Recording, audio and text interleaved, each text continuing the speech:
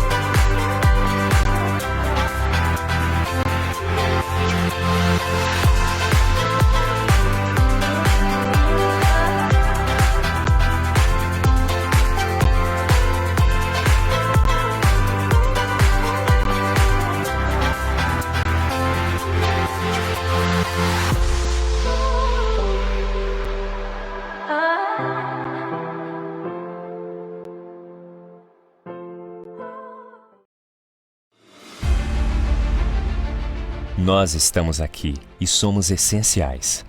Produzimos de forma responsável e segura insumos para todas as indústrias, do agronegócio à indústria química, para a construção civil e geração de energia.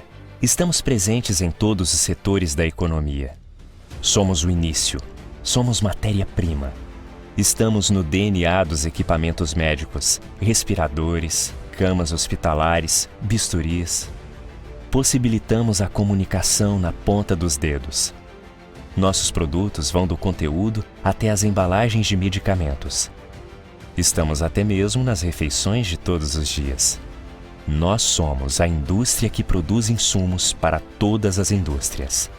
Podem contar com a mineração.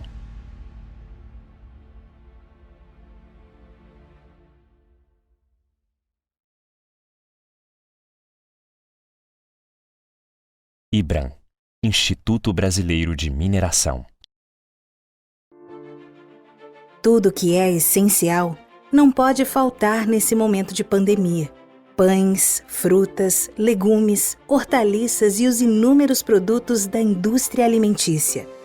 O Brasil é o maior exportador de alimentos do mundo. Mas para que o país continue produzindo para a sua mesa, somos imprescindíveis.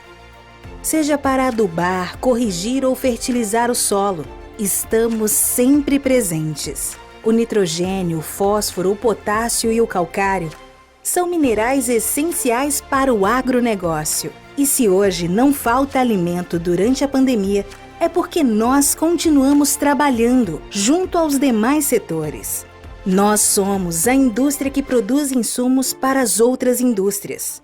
Podem contar com a mineração.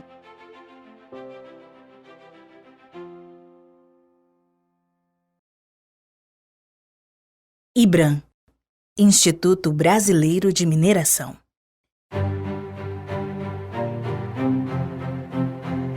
Vivemos num momento que o lugar mais importante de todos é na segurança da nossa casa. E cada pedacinho dela foi feito a partir dos agregados fornecidos pela mineração para a indústria da construção.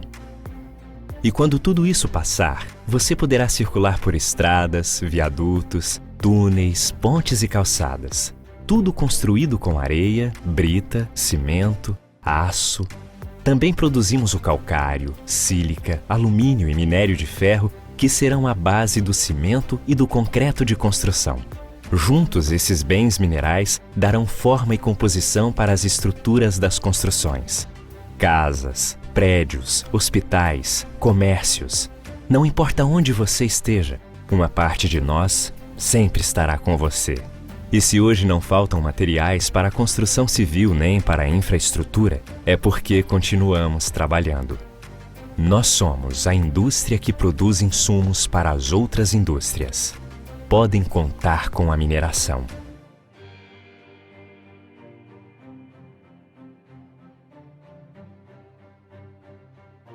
IBRAM, Instituto Brasileiro de Mineração. Um dos minerais mais valiosos da Terra, o ouro, é essencial para a nossa sociedade. Presente desde a antiguidade, deu origem às primeiras moedas e ainda é usado como segurança financeira pelos países.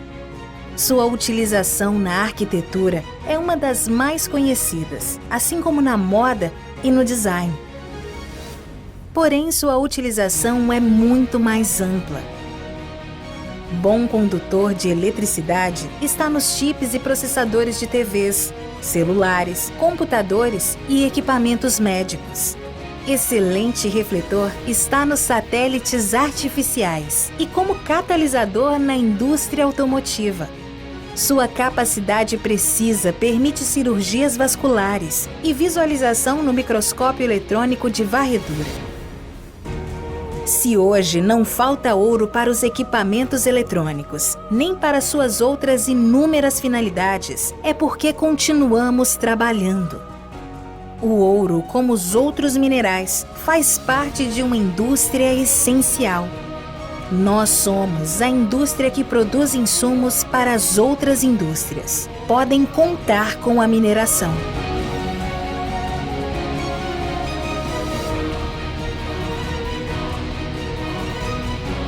IBRAM, Instituto Brasileiro de Mineração.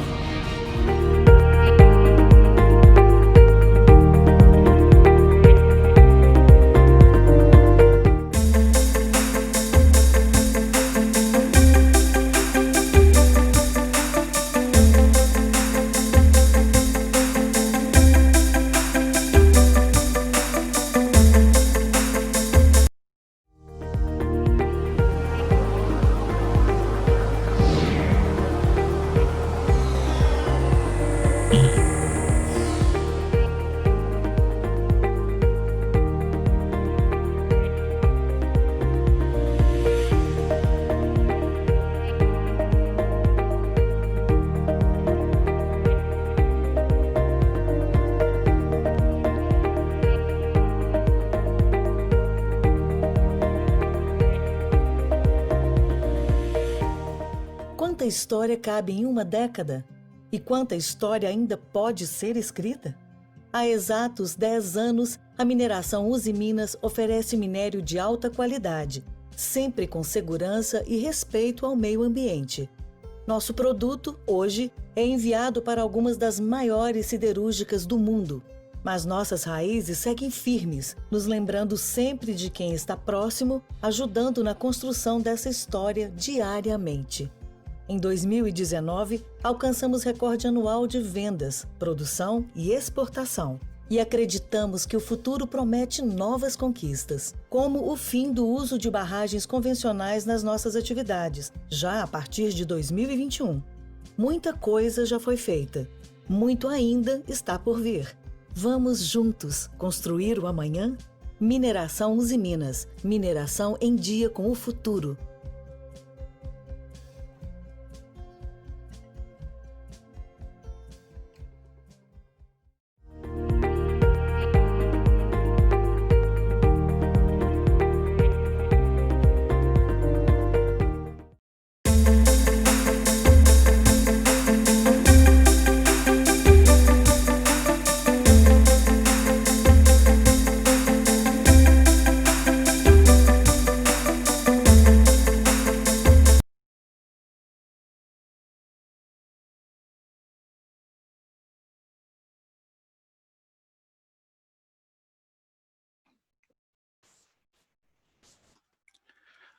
Bom, boa tarde a todos.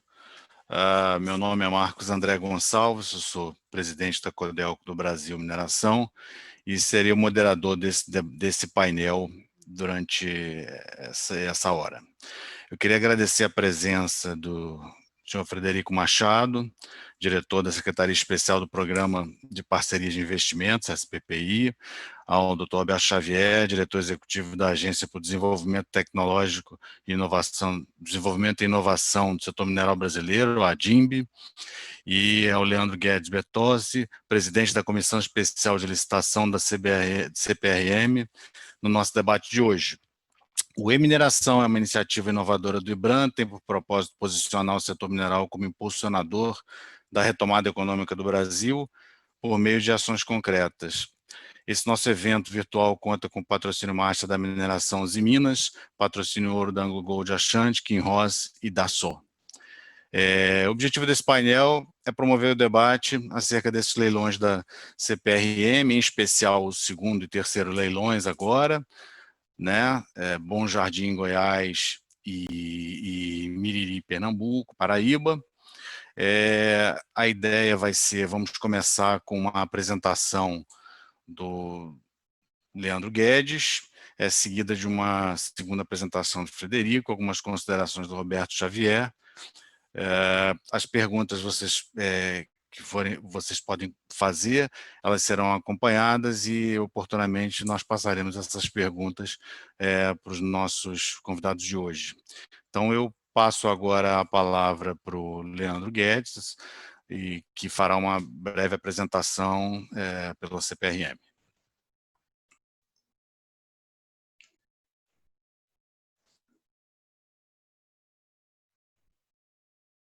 Marcos, obrigado, Marcos. Boa tarde a todos, boa tarde ao pessoal da live.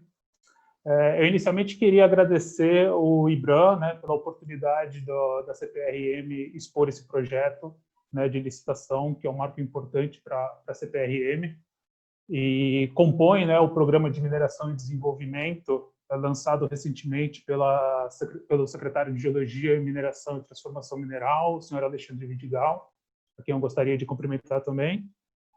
Gostaria de cumprimentar o diretor-presidente da CPRM, o Dr. Esteves, e toda a diretoria executiva que fez possível o lançamento desse edital de licitação. Tá? Em especial o diretor de Geologia e Recursos Minerais, o Márcio Remédio, e também a toda a equipe da DIENGE, que é a Divisão de Economia Mineral e Geologia Exploratória, que é a divisão responsável pela avaliação do patrimônio da CPRM. Então, eu vou iniciar uma apresentação sobre os projetos que estão nessa fase de licitação e que serão licitados, né, tem a intenção de serem licitados ainda esse ano. Tá? Então, nós vamos falar aqui sobre o projeto de cobre de Bom Jardim de Goiás e o projeto de fosfato de Miriri. Tá? Só para a gente entender, né, como a CPRM, por que a CPRM possui esse patrimônio mineral, né? A CPRM ela foi fundada em 1970, né? E nessa época ela tinha como principal função estimular o descobrimento, né, de novos depósitos minerais e novos recursos e reservas. Então, ela fazia pesquisas de detalhe, pesquisas a nível de depósito e disponibilizava para a iniciativa privada para a complementação das pesquisas e eventual exploração da área. Então, ao longo da década de 70, 80, 90, a CPRM ela fez várias pesquisas em diferentes depósitos ao longo do Brasil. No ano de 1994, a CPRM ela passa a ter funções de um órgão público, né, de empresa pública. Quando em 70 ela era uma empresa de economia mista. Então, com as funções públicas, né, ela passa a ter função de serviço geológico, que aí não teria mais esse interesse inicial, né, da descoberta de depósitos minerais, mas sim de fomentar a mineração no Brasil como um todo. Então, nesse tempo, entre 70 e 94, a CPRM ela realizou essas pesquisas e alguns dos patrimônios, algumas das áreas, né, alguns projetos, acabaram ficando de posse da CPRM desde essa época e até então a CPRM ela apenas mantinha esses títulos e esses projetos. Em 2016 foi criado o PPI, né, que é o programa de parceria, de investimento, que faz o processo de desestatização de vários setores governamentais, e inclusive está nos auxiliando a fazer esse projeto licitatório dos ativos da CPRM. Com isso, até hoje, nós já temos 5 projetos, né, dos 30, 5 foram qualificados já no âmbito do PPI, né, que são os de Palmeirópolis, né, o carvão de Candiota, o fosfato de Miriri, o cobre de Bom Jardim e o caulim de Rio Capim. Sendo que no ano passado nós tivemos a primeira licitação do projeto de Palmeirópolis, né, tendo um vencedor, a Perf Recursos Minerais. Okay? Então, mesmo esse ano e nos próximos anos, a intenção da CPRM é continuar com esses processos licitatórios do patrimônio, fazendo a reavaliação dos demais ativos do patrimônio, contratação de estudos de valoração, né, de consultoria especializada para valoração, para qualificar esses projetos no PPI e prosseguir com o processo licitatório. Tá? Dos 30 projetos que a CPRM tem no Brasil todo, 70% aproximadamente são de minerais energéticos, como carvão e turfa, mas tem alguns outros que também estão sendo trabalhados. Né? Agora, como eu mostrei na planilha, nós temos o de Palmeirópolis, que já foi licitado, estamos no processo de licitação de Bom Jardim e Miriri, Candiota já está qualificado e já tem a valoração econômica, né? Temos projetos que estão em fase de valoração econômica, que é o Rio Capim e o Santo Inácio, que é um depósito de diamante, e outros projetos que estão sendo estudados pela CPRM para entrar no PPI e ter um processo licitatório em breve, entre 2021 e 2022, que seriam os de ouro de Natividade, níquel e Morro do Engenho e Santa Fé, e calcário e gipsita na região de Aveiro, no Pará. Bom, o porquê de realizar esse processo de desestatização? Porque hoje em dia, uma das ideias é fomentar a mineração nessas regiões, né? E fazer movimentar esse patrimônio que há mais de 40 anos se encontra parado, né? E com isso também poder movimentar a economia na região, né? Aí nós temos um quadro de receitas anuais de cada um dos projetos previstos, né? Os impostos, né, previstos, a geração de empregos diretos e indiretos que cada um desses projetos pode trazer, né? Então, sobre esses processos, né, nós já estivemos em fase de consulta pública e audiência pública, né? Todas as informações do projeto, tá? Inclusive o data room, os relatórios de reavaliação, de valoração, se encontram nessa página da CPRM, que pode ser acessada e vai fazer o download dos relatórios e do data room. Tá? A consulta pública ela foi realizada entre 29 de maio e 1º de julho, tá? Através do envio de formulários online com sugestões, né, sobre o edital de licitação e o contrato de promessa de cessão, né, que essas são os dois relatórios, né, as 2 minutas que são enviadas para a consulta pública. E nós realizamos também a audiência pública para os 2 projetos no dia 19 de junho, tá? Também num formato online e com transmissão via YouTube.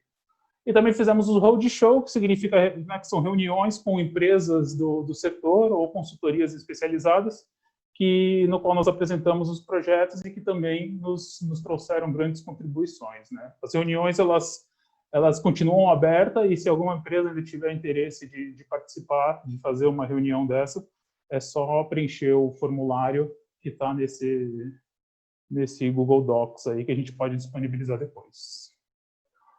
Então, eu vou falar rapidamente aqui do projeto Cobre de Bom Jardim, né? Bom Jardim ele fica lá no extremo oeste do estado de Goiás. Ele corresponde a um depósito tipo VMS, né, que é o sulfeto maciço vulcanogênico, corresponde a rochas vulcânicas e vulcanos sedimentares, né, com associações de quartzo, com piritas e calcopiritas, né, onde se encontra o minério de cobre e associados, né? E com isso, né, com todo esse estudo que foi feito na década de 70 e 80, né, foi feita agora recentemente, em 2017, uma reavaliação de todos esses dados, né, inclusive uma nova reanálise dos testemunhos de sondagem que a CPRM tem até hoje, né, estocada nos seus depósitos. Então foi feita essa reanálise e foi feita uma nova reavaliação de recursos, já utilizando essas técnicas mais modernas de reavaliação, né, com softwares 3D e modelagem, né? Então foi realizado um processo mais novo. Com isso, se chegou no projeto de reavaliação a recursos, né, nesse depósito de 4,5 milhões de toneladas, com cobre a 0,43%. Tá? Esse trabalho foi enviado para uma empresa de consultoria de valoração, né, que validou esses recursos apresentados pela CPRM e trabalhou num projeto de viabilidade econômica. Né? Então, ele fez um projeto prévio, claro que por ser um projeto ainda em fase de estudo, ele não tem todos os dados, né, necessários para se tornar um projeto, né, grande, bastante atrativo, né?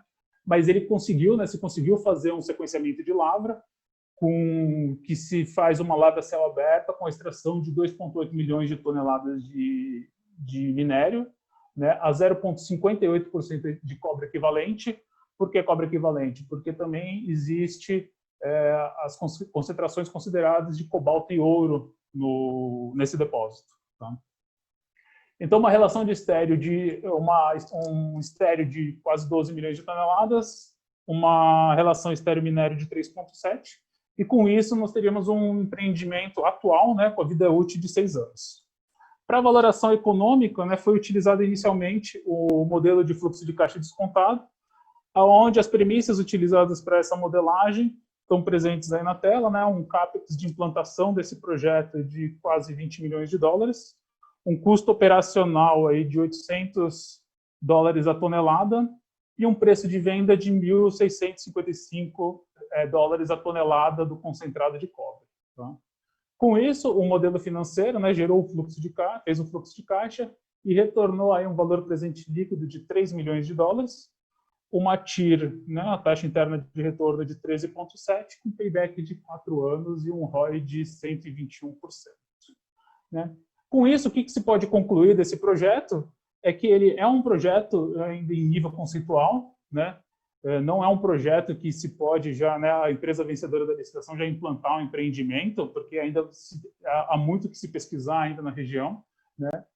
Uma das coisas que a gente entende é que o corpo ainda está aberto para norte, para sul, em profundidade, né? Então teria bastante trabalho a ser feito pela empresa vencedora, né? Então devemos considerar esse projeto como um prospecto de mineração, né? Também foi feito um método de avaliação secundária, que é o cost approach, né? Que foi se calcular os investimentos que já foram realizados pela CPRM, e com isso, né, a necessidade de aumento aí no conhecimento do depósito para se tornar o corpo mais atrativo. Com isso, o Fred vai explicar melhor na apresentação dele, mas se faz a necessidade de uma complementação dos estudos geológicos, justamente para se ter essa noção do tamanho do depósito, né, e se aumentar os recursos para se fazer um projeto mais atrativo. Então, uma das condições do edital de licitação é a obrigatoriedade da empresa vencedora fazer uma pesquisa complementar com investimento mínimo. Nesse caso de Bom Jardim, o investimento mínimo seria um programa de sondagem de 2.650 metros, tá? Sendo 1.400 metros para detalhamento da seção, de seções que já foram sondadas, e cerca de 1.250 metros para verificação da continuidade do corpo, né, tanto para norte quanto para sul, né, quanto na sua extensão e profundidade. Né, nisso a gente estima um orçamento de 2,5 milhões de reais para a empresa vencedora da licitação, para ser executado em 18 meses. Né. Agora, um pouquinho sobre o projeto de fosfato de Miriri. Ele ocorre ali, são 6 processos, 6 títulos minerários, né, que estão próximos à região costeira dos estados de Pernambuco e da Paraíba, né? são depósitos sedimentares da Bacia do Paraíba, né, cobertos por sedimentos cenozoicos do grupo Barreiras. Então, o minério ocorre entre 35 a 40 metros de profundidade. São compostos por 3 tipos de minerais, né, o tipo 1, que é o com teor mais proeminente, né, de 18%, até tipo 3, que já são rochas mais carbonáticas, né? E fazendo esse estudo de reavaliação, da mesma forma que foi feita o estudo do cobre de Bom Jardim, a CPRM chegou a esses recursos de 114, né, quase 115 milhões de toneladas, com teor médio de 4,19% de P2O5. Esse estudo também foi enviado para uma empresa de valoração que validou os recursos apresentados pela CPRM e fez um sequenciamento de lavra, né? Nesse sequenciamento constituiu a lavra de 3 áreas principais do depósito, considerando aí uma reserva, né? Seria uma reserva de 38,4 milhões de toneladas, o teor de 3,2. Um estéreo, né? Uma relação de estéreo aí de 7,51, então são 287 milhões de toneladas de estéreo, né? Com uma vida útil de 15 anos. Diante disso, né, foi usado as premissas para se fazer o fluxo de caixa. Considerou, né, o fluxo de caixa, ele se considerou, esses dados, né, foram considerados de projetos semelhantes, né, de mesmo porte e de mesmo bem mineral. Então, esse projeto considera um CAPEX no fluxo de caixa de 190 milhões de reais, um custo operacional, né, para extração do minério de 389 reais por tonelada e um preço de venda de 496 reais por tonelada. Nesse caso de fosfato de Miriri, nós tivemos um resultado do modelo financeiro, né, um valor presente líquido negativo, o que demonstra mais que o projeto de cobre, que ainda é um projeto a nível conceitual, é um prospecto de pesquisa e ainda é necessário o aumento de conhecimento, principalmente áreas que têm uma menor relação estéreo-minério ou até um método de lavra diferente do de lavra a céu aberto. Com isso também, assim como o trabalho do cobre de Bom Jardim, se faz necessário, né, da empresa vencedora da licitação realizar uma pesquisa complementar que compreende aí numa primeira fase, né, na realização de estudos geotécnicos, hidrogeológicos e geometalúrgicos para se melhorar o conhecimento, né, do minério, da lavra do minério e do beneficiamento. Os aspectos hidrogeológicos podem ser determinantes, né, para esse projeto. E com isso, né, se ter uma visão melhor do fluxo de caixa, né, tendo novos parâmetros de custo de extração. E posterior a isso, uma campanha de sondagem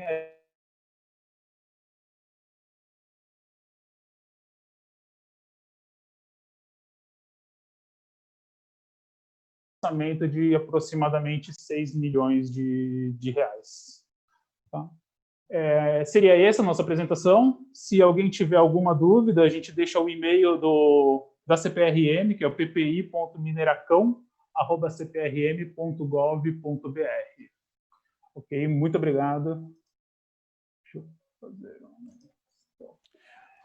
Ótimo, Leandro. Obrigado a você pela apresentação. É sempre bom a gente tomar ciência, né, de como os detalhes de ambos os projetos, aí existe muito interesse, muita curiosidade a respeito dos próximos blocos, né? E eu vou passar agora a palavra para o Frederico, ele vai fazer uma segunda apresentação, só lembrando que perguntas, dúvidas, vocês podem postar no chat e elas serão passadas para os palestrantes ao final dessa sequência de apresentações e das considerações do Roberto Xavier, ok? Frederico, com você agora, por favor. Obrigado, Marcos. Primeiro, agradecer ao IBRAM o convite, tanto por parte do PPI quanto por parte da CPRM, para a gente poder apresentar esse projeto, esse importante projeto da carteira da CPRM. Cumprimentar os colegas aí que participam da live, né, o Roberto, o Leandro, Marcos. Cumprimentar também os demais, todos os que estão nos assistindo. Eu vou projetar aqui, minha apresentação É uma apresentação um pouquinho com um pouco mais de slides do que a apresentação do Leandro, mas não é a minha intenção passar por todos eles, então, mas eu quis manter isso exatamente porque esse material vai ser disponibilizado. Eu acho que quem quiser uma informação um pouco mais detalhada pode consultar, então, essas informações na apresentação. Bem, a apresentação, na verdade, era dividida em duas partes. A primeira parte eu queria só falar rapidamente sobre o programa de parcerias de investimento, de uma forma bem geral, porque eu sei que é um programa que não muitos do nosso setor de mineração não estão familiarizados com o PPI, e depois a gente fala especificamente do projeto, não com essa pegada técnica e geológica, digamos assim, que o Leandro fez, agora a gente fazendo uma apresentação um pouquinho mais a respeito da modelagem do leilão.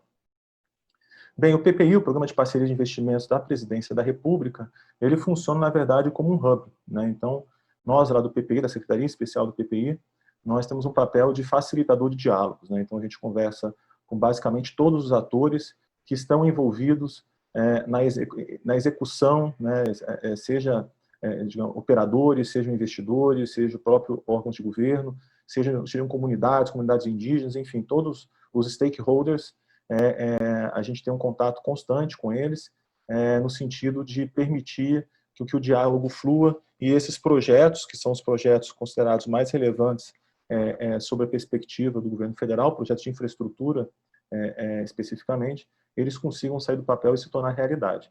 Então, o PPI é como se fosse uma grande prateleira de projetos, né? Eu vou dar uma visão geral a respeito desses projetos que nós temos hoje na nossa carteira, e são os projetos considerados prioritários. Então, uma vez que esse projeto ele entra no programa, isso acontece mediante um decreto presidencial após uma recomendação do Conselho do PPI, do Conselho de Ministros, esse projeto ele passa a ter um carimbo de prioridade nacional e ele tem aí uma série de benefícios em relação a outros projetos, exatamente porque são projetos que unem aí, apesar de serem muitos projetos tocados pela iniciativa privada, eles têm um elemento de interesse público muito relevante.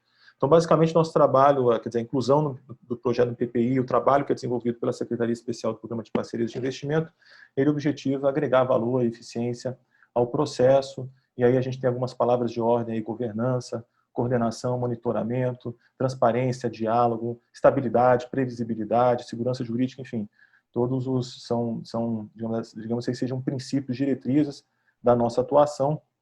A gente auxilia, não é que porque o projeto entrou na carteira do PPI, que ele deixa de ser responsabilidade do órgão originário, digamos assim, né? Como no caso agora aqui dessa iniciativa da CPRM, evidentemente são leilões realizados pela CPRM, o PPI ele entra para unir forças, unir esforços, no sentido de estruturar esses projetos, até porque lá dentro do PPI, basicamente o que nós trabalhamos é exatamente a estruturação de leilões e de contratos, concessões, enfim, de parcerias entre o poder público e a iniciativa privada.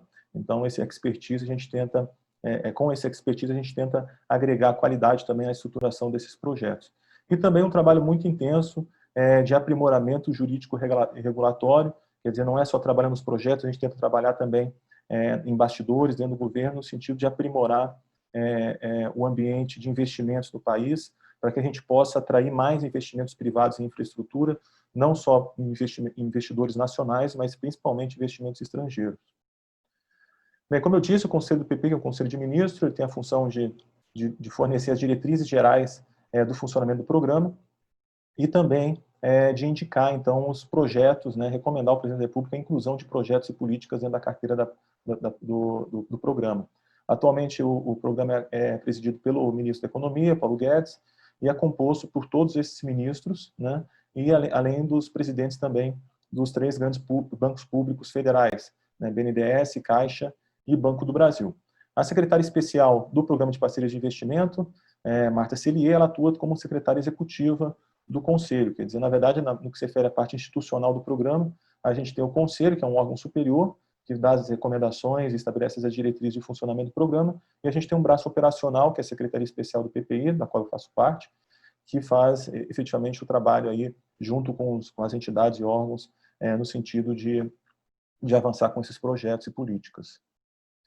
Bem, algumas estatísticas, bem brevemente também, o PPI ele foi instituído em 2016, desde então já foram qualificados 336 projetos, já foram realizados, já foram entregues desse total 177, quer dizer, a gente já tem mais de 50% dos projetos já qualificados já foram entregues, que é um resultado bastante animador, bastante positivo, uma vez que não são projetos simples, são projetos bem complexos. Na hora que a gente passar pela carteira, vocês vão poder verificar isso.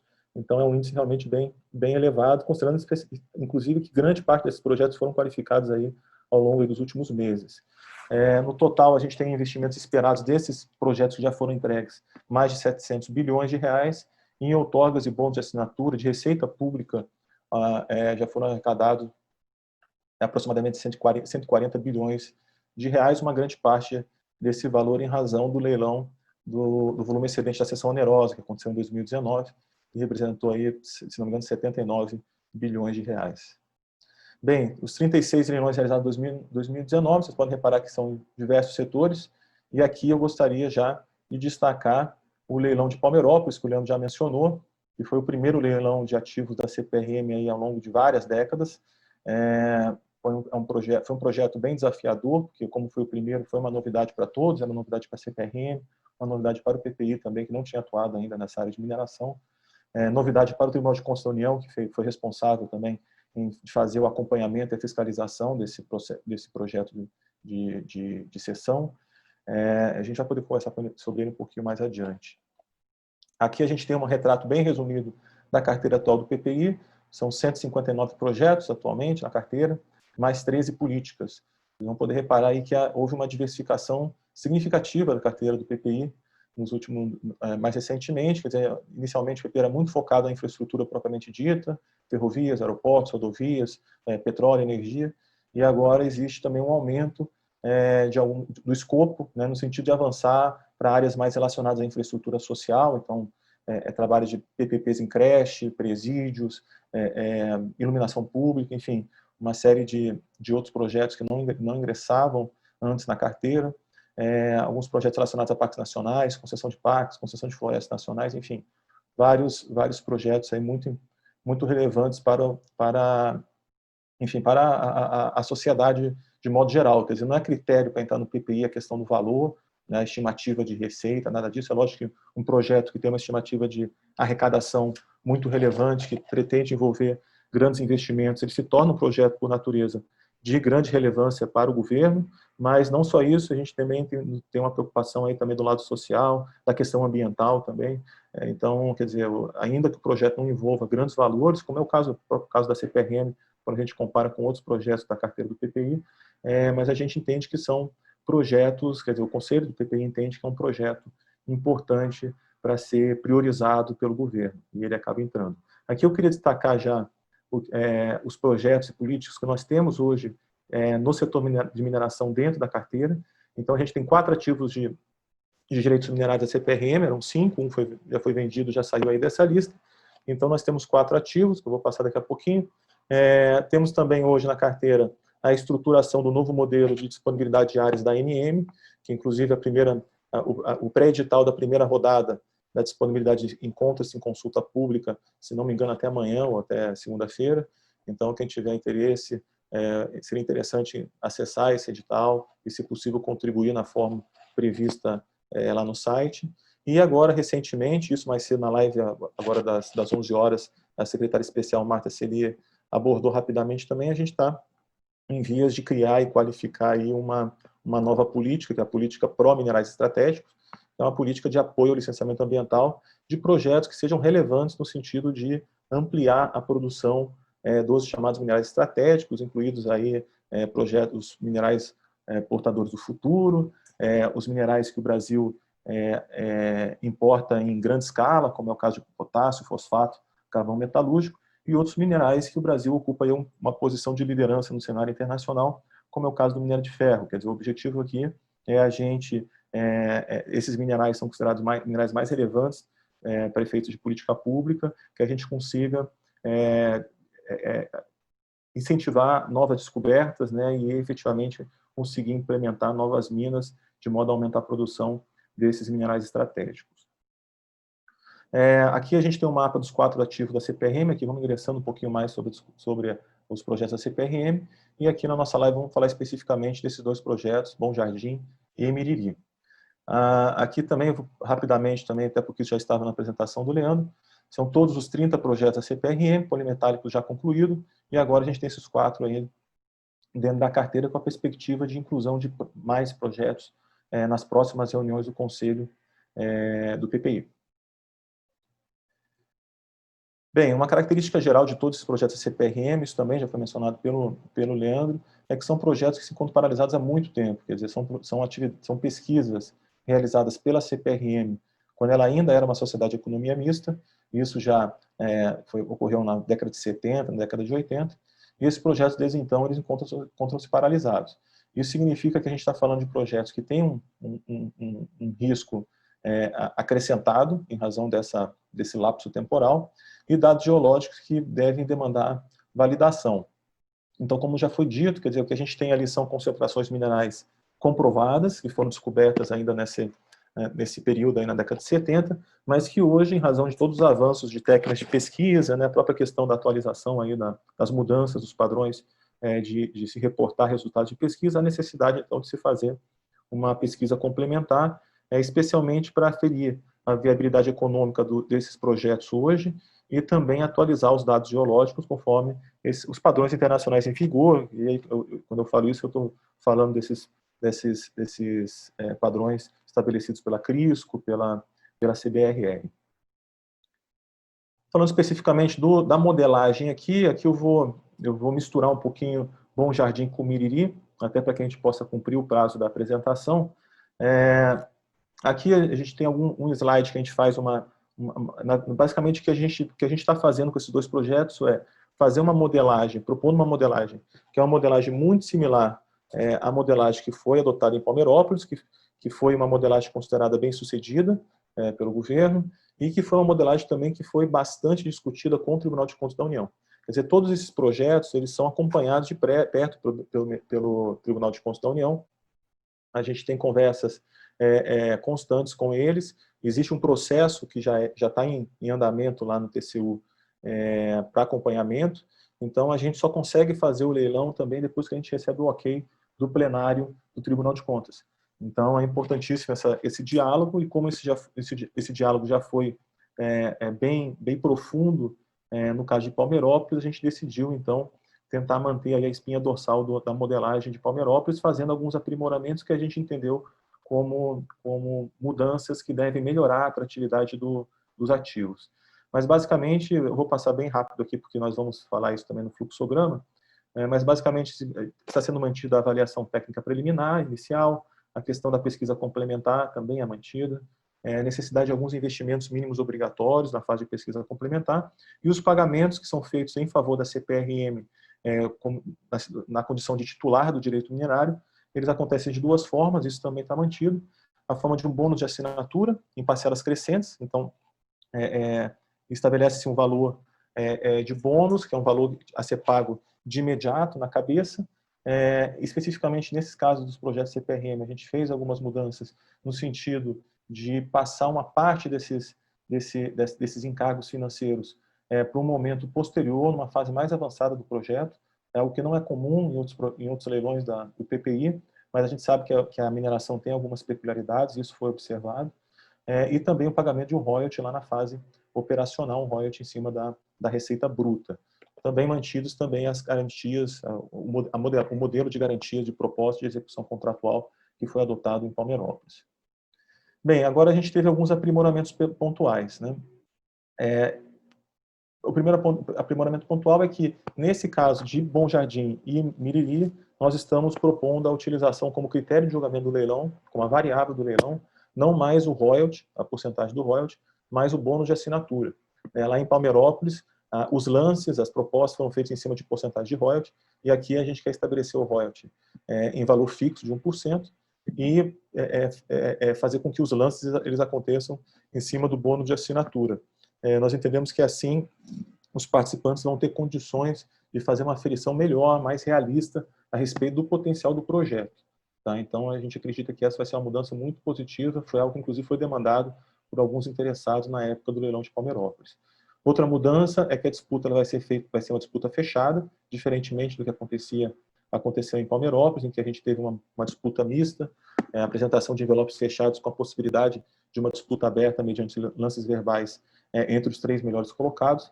Aqui nós vamos trabalhar uma disputa fechada, então o cara interessado por essa área, ele apresenta a proposta dele no envelope fechado, e a proposta que for mais apresentar uma oferta de bônus de assinatura maior vai ser considerada a melhor classificada. Algumas diferenças, e aqui uma diferença bem específica de Bom Jardim, não de Miriri.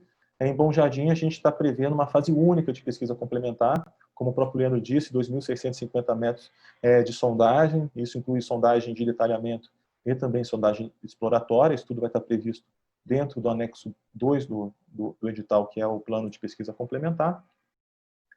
Também estamos excluindo o que havia de previsão lá em Palmeirópolis.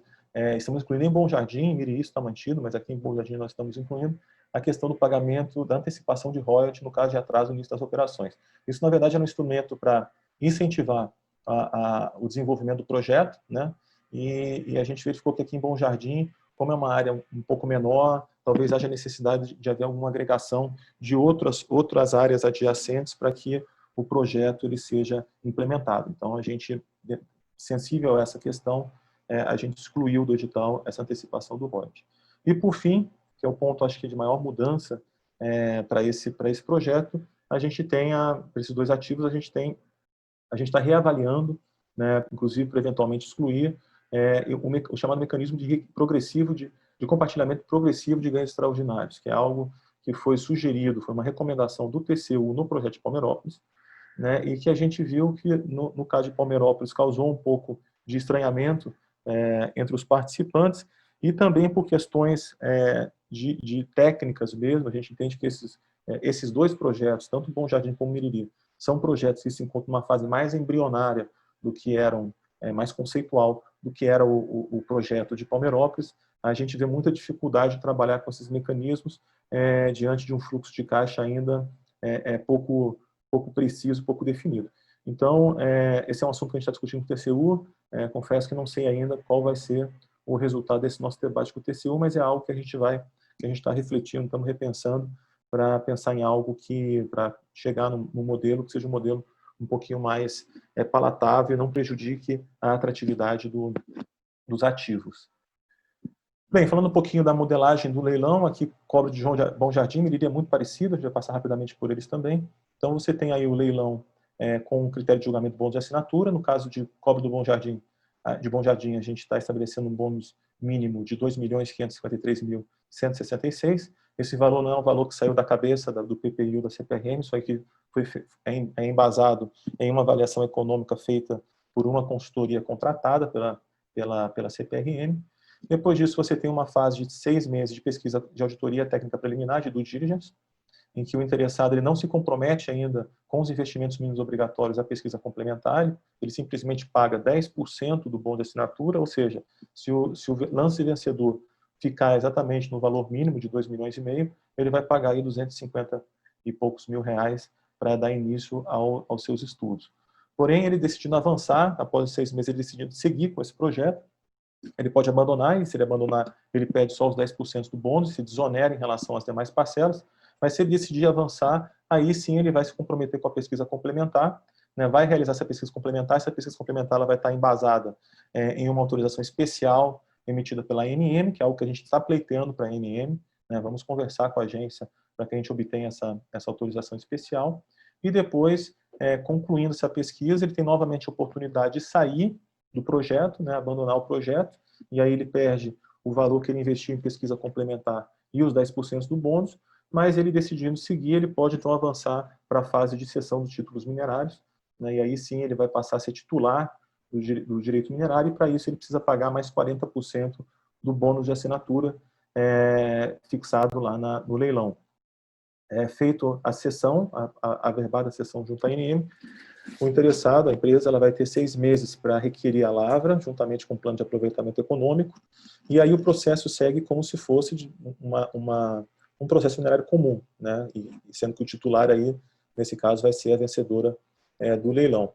Obtendo a concessão de lavra, a empresa vai ter 10 dias para fazer o depósito dos outros 50% do valor do bônus, né? E aí sim iniciar as operações. Aí tem uma série de regras a respeito de prazos para início da operação, e iniciar as operações ele vai ter que pagar para a CPRM ao longo da vida útil da mina um royalty de 1%, um royalty fixo de 1% sobre a receita bruta. Observem que os pagamentos bônus, 90% deles foram alocados para uma fase posterior à própria conclusão da pesquisa complementar, de modo a diminuir o risco para o particular, né? A gente sabe que ainda são projetos que envolvem um risco significativo, então a gente quer reduzir o risco, a gente quer que ele aplique o dinheiro, os seus recursos no chão e não fique pagando necessariamente para a CPRM. O foco não é arrecadatório, o foco aqui efetivamente é a gente tirar esses projetos do papel. Miriri é muito parecido, mas aqui a gente está mantendo as duas fases no formato que havia em Palmeirópolis, né? Mas aqui a primeira fase vai ser uma fase de estudos e avaliações para definição de parâmetros para fins de aferição de viabilidade, né? Que a gente já tem uma reserva bem significativa já mapeada pela CPRM, então a gente estabeleceu essa primeira fase como uma fase importante para que se defina, se avalie os desafios a respeito da própria exploração, né? A própria extração daquele depósito. E aí sim, na segunda fase, teríamos aí mais atividade de sondagem, inclusive sondagem exploratória, para aumento das reservas. Entre uma fase e outra, quer dizer, nessa primeira fase, quando ele avança para a pesquisa complementar, ele tem a obrigação de seguir com esses 4 estudos na primeira fase. Concluída a primeira fase, ele pode abandonar o projeto, se ele achar que o projeto não é interessante do ponto de vista dele, da empresa, ela pode abandonar o projeto sem se comprometer com os investimentos mínimos da segunda fase. Por isso que houve essa divisão, de modo a tornar mais atrativo também o leilão. Aqui é exatamente igual a Bom Jardim. Na verdade, as mudanças aqui são até menores no caso de Miriri. E aqui passando então chegando aqui à fase final da apresentação, aqui é o fluxograma de Miriri, também muito parecido com o que foi estabelecido para Bom Jardim, muito parecido com o que havia lá em Palmeirópolis, né? Então a única diferença aqui de fato é a divisão aí da pesquisa complementar em 2 fases. Aqui nesse caso também a pesquisa complementar vai estar embasada aí num alvará especial emitido pela ANM, que a CPRM já está solicitando aí para a agência para que seja emitido, que seja analisado evidentemente, e estando tudo correto, poder ser emitido em favor da CPRM. Bem, último slide, o cronograma. Nós tivemos aí, como já foi mencionado, a audiência pública no último dia 19 de junho, uma audiência pública virtual. O edital está previsto para ser publicado dia 23 de outubro. Essas datas elas dependem muito do cronograma do próprio TCU. O TCU tem prazos próprios e, por isso, a gente tem que ter esse lapso aí para que o TCU avance nas análises e consiga concluí-las para que a gente possa fazer a publicação do edital. Publicado o edital, a abertura do Data Room, tanto para a visitação de dados físicos, né, quanto para a disponibilização dos dados digitalizados. Uma série de documentos já se encontra no site da CPRM, quem tiver interesse já pode acessar, mas ao longo aí desses próximos meses a gente vai adicionando mais informações no site e depois também a abertura dos dados físicos para visitação.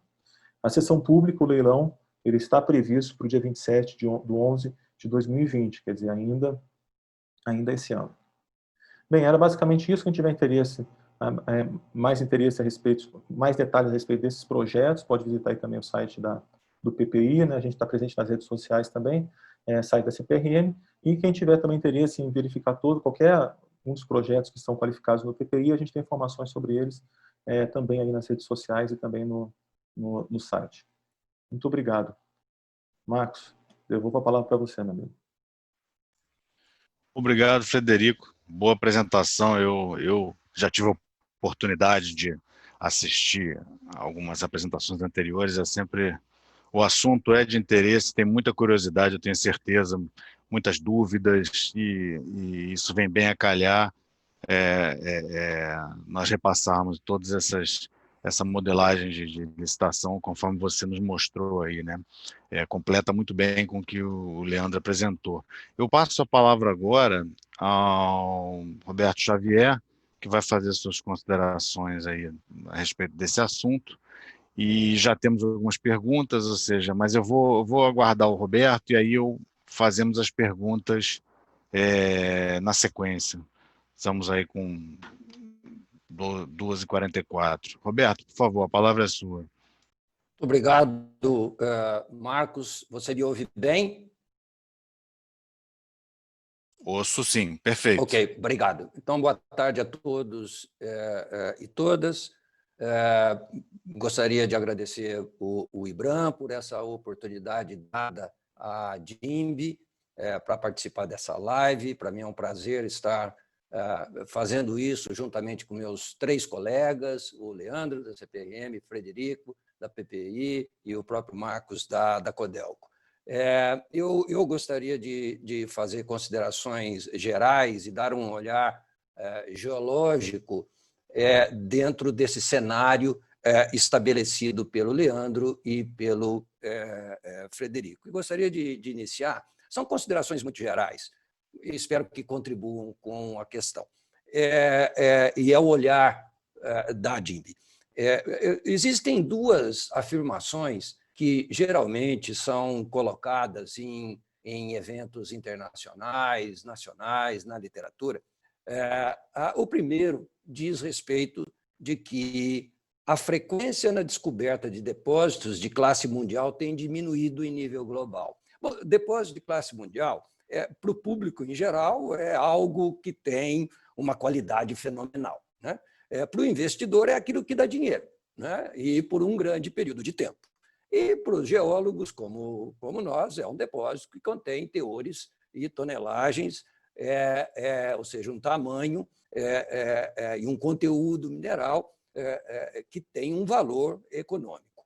Bom, essa é a primeira afirmativa. A segunda afirmativa é a tendência que há, em nível global, de procurar explorar depósitos agora mais profundos. O potencial para encontrar depósitos em maiores profundidades na crosta terrestre.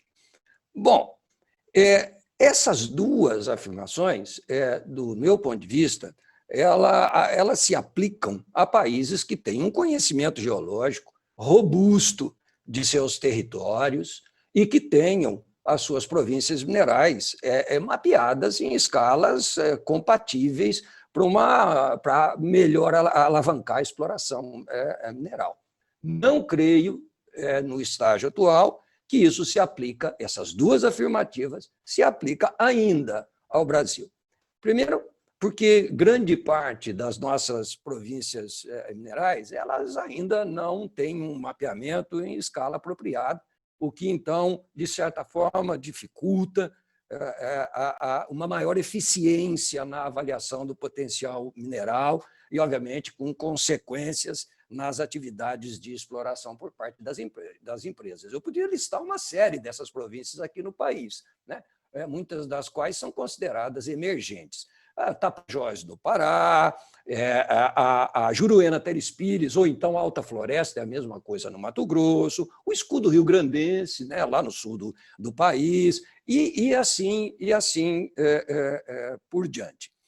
Bom, nós temos um grande potencial mineral? Sim, ok, temos, mas acho que já está na hora de nós avançarmos um pouco mais nesse discurso, né? E termos ações, ou partirmos para ações, para demonstrarmos que esse potencial, mas de uma forma mais clara, né? Está na hora de mudarmos o patamar desse discurso, tornar-se mais quantitativo e menos qualitativo, né?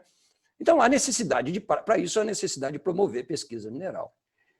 Nesse sentido, eu creio que, embora não sendo a única forma, mas esse novo modelo de liberação de áreas, né, e isso feito por meio de leilões, certamente vai promover a pesquisa mineral no país, certamente vai dar oportunidades de investimento, certamente vai fazer com que governo e a iniciativa privada se aproximem mais. Ele não vai resolver o problema da questão do conhecimento geológico das províncias, mas isso é um outro assunto a ser discutido.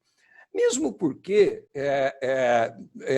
embora a CPRM tenha 30 projetos que aos poucos vão entrar nesse portfólio de negócios catalisado pela PPI, nós também temos na ANM uma represagem de aproximadamente 56 mil áreas, né?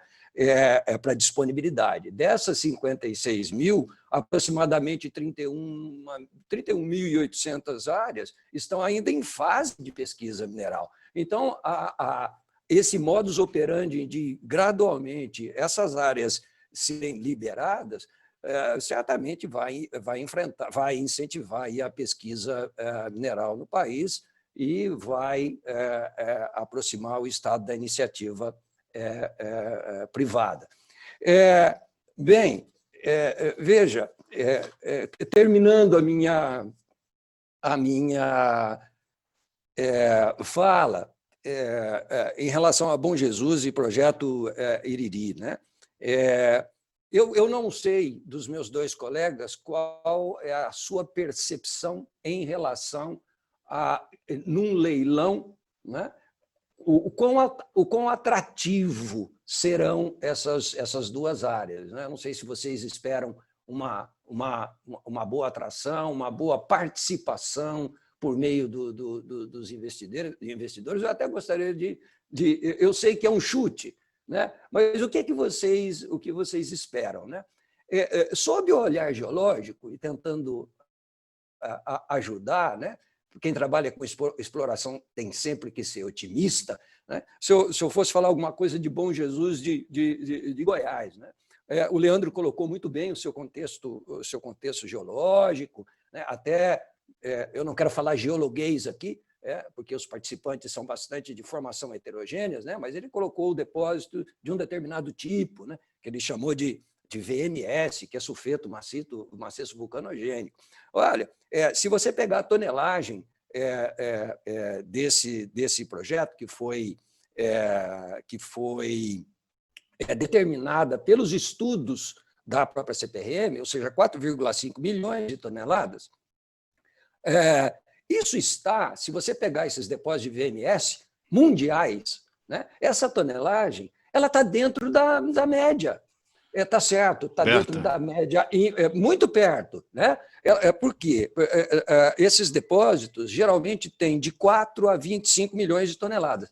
A média é 5 milhões de toneladas. Então, está muito perto. Isso dá atratividade, ou daria, em tese, atratividade ao investidor. Está certo que aí tem o teor, né? Roberto, nós temos o tempo aqui, desculpa te então, interromper.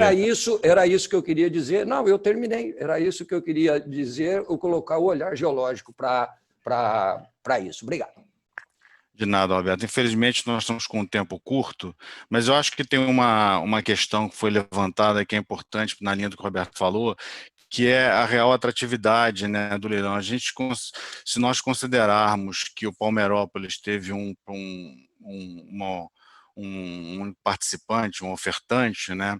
Nós estamos vendo que algumas lições estão sendo... Houve um estudo de lições aprendidas como preparação para o segundo e terceiro leilões, e isso conversa um pouco com a situação que nós temos hoje na ANM, né, que são milhares de áreas paradas. Nada mais penoso para a sociedade do que nós ficarmos com áreas, vamos dizer assim, esterilizadas, talvez não seja a melhor palavra, mas sem poder ter acesso, né? Como seria, né, assumindo que nós continuaríamos com um ou dois participantes dentro dessa lógica de bônus de assinatura e com o programa exploratório.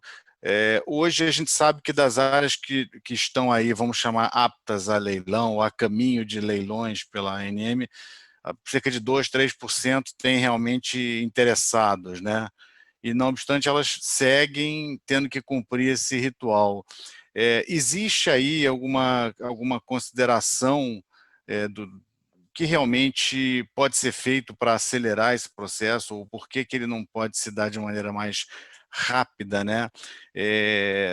Seria realmente o mesmo modelo de leilão, né? A gente sabe que vai ser leilão eletrônico, com relação a essas áreas. E um outro ponto, eu sei que nós estamos apertados, tivemos uma pergunta do Carlos Henrique Baixo que trata justamente de, ok,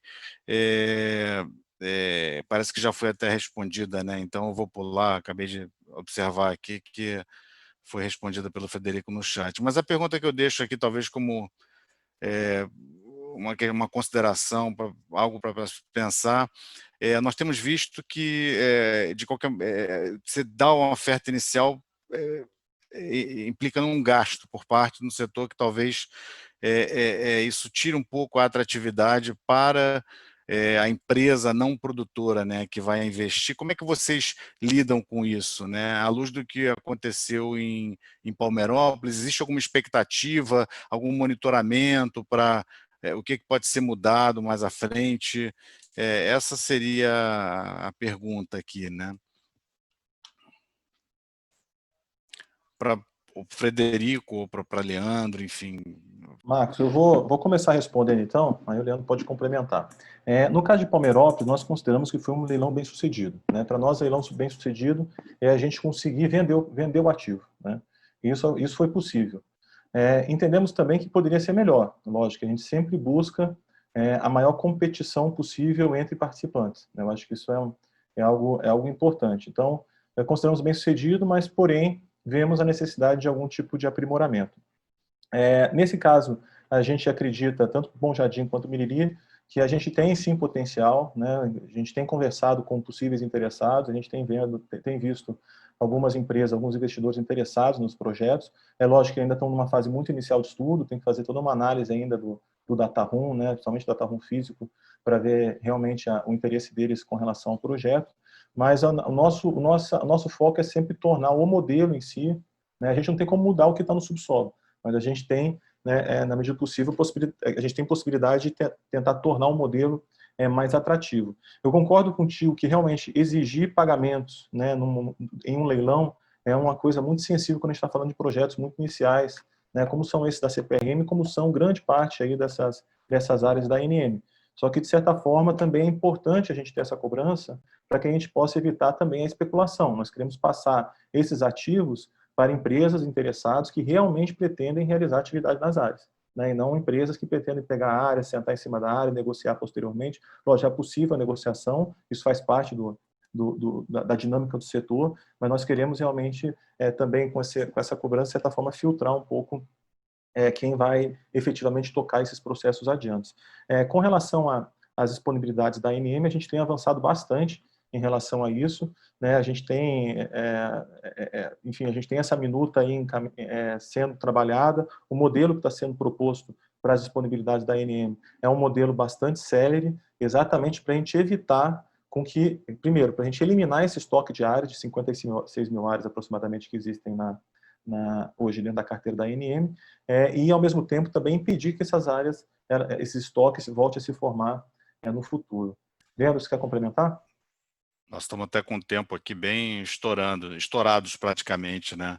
Eu peço desculpas, mas ao mesmo tempo eu não posso deixar de agradecer vocês três aí pela participação, agradecer ao IBRAM pela oportunidade, aqueles que nos acompanharam através do chat, enfim, pelos canais disponibilizados. Essa palestra vai estar disponível depois do evento no canal do YouTube do IBRAM. Eu sugiro que todos continuem acompanhando as atividades e o conteúdo, né, do site. Muito obrigado a todos, um excelente resto de semana e um excelente evento aí.